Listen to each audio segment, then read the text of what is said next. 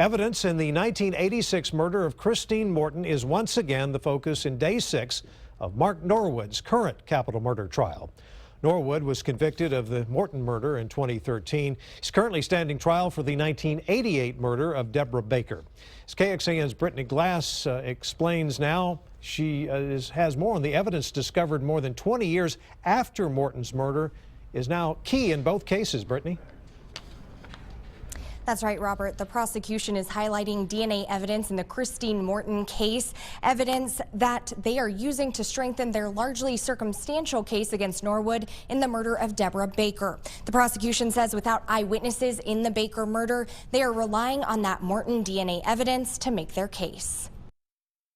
We found a package that was labeled hairs from victim, I believe is what it was labeled. Mislabeled evidence in the Christine Morton murder case, now at the forefront of the Deborah Baker murder. And we opened up this package expecting hairs, and out pops a Ziploc baggie with a blue bandana in it. This blue bandana wasn't found until 2010 in the evidence room at the Williamson County Sheriff's Office. DNA found on that blood-stained bandana made Michael Morton a free man. Were you able to exclude Michael Morton as being the donor of that unknown profile? Yes, he was excluded.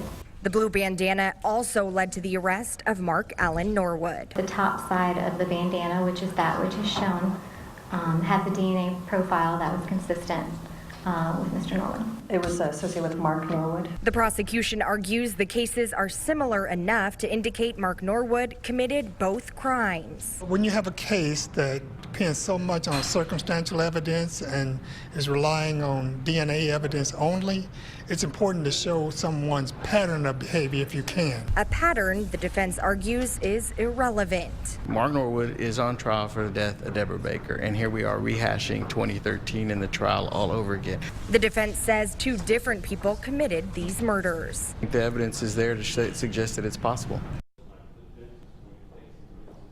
In addition to that blue bandana, later this afternoon, we heard more about that gun that was stolen from the Morton home when it was discovered that she was murdered.